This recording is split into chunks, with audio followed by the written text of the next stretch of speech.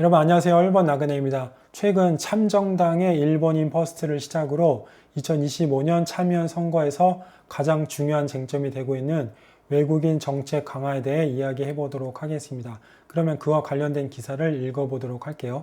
7월 15일 일본 정부는 외국인 정책을 총괄하는 전담 사무국을 내각 관방산하에 신설했습니다. 이 조직은 법무성, 외무성, 국토, 교통성 등 부처 간 협력을 통해 불법 체류자, 사회보험 미납, 운전면허 문제 등 외국인 관련 이슈를 총괄합니다. 정부는 특히 최근 외국인이 일본 면허로 바꾼 뒤 발생한 교통사고 그리고 사회보험료를 일본인보다 낮게 납부하고 있다는 조사 결과를 문제로 지적했습니다.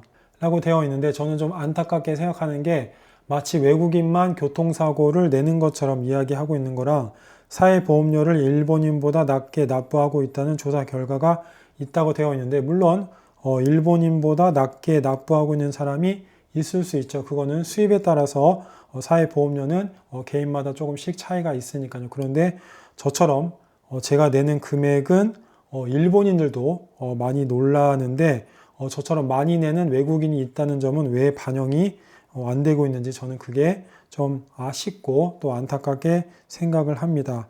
국민들이 불안을 느끼는 상황에 대응하겠다는 게 정부의 입장이라고 하는데 저는 국민들이 어떤 불안을 느낀다고 일본 정부가 생각하는지 그게 좀 궁금하고요. 이번에 가장 강경한 입장을 낸 것도 참정당인데 참정당이 어떤 입장을 내놓았는지 알아보도록 하겠습니다. 참정당은 강경한 공약을 내놨는데 외국인 생활보호 지급 중단, 공무원 채용 제한, 일본 문화 이해 및 준수 의무화, 귀화, 영주권 요건 엄격화, 외국인 참정권 전면 반대. 참정당은 일본인 퍼스트를 전면에 내세우며 외국인 수용을 강하게 제한하겠다고 공약했습니다. 저는 개인적으로 이 공약을 꼭 실천해서 일본에서 외국인이 대부분 떠나가는 그런 상황을 일본이 맞이하면 어떤 반응을 보이게 될지 굉장히 궁금합니다.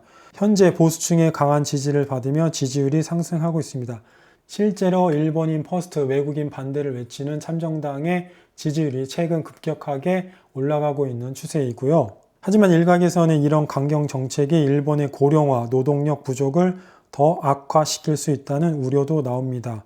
특히 이미 일본에서 오래 살아온 외국인들 사이에서는 차별이 더 심해질까봐 무섭다. 일본이 나를 환영하지 않는 느낌이 든다라는 불안의 목소리도 커지고 있다고 합니다. 이번 선거에서 외국인 정책은 일본의 경제와 안보 못지않게 중요한 이슈로 자리매김하고 있습니다. 여러분들은 일본의 이런 움직임에 대해 어떻게 생각을 하시나요? 긍정적으로 보시나요? 아니면 다른 생각을 가지고 계신가요?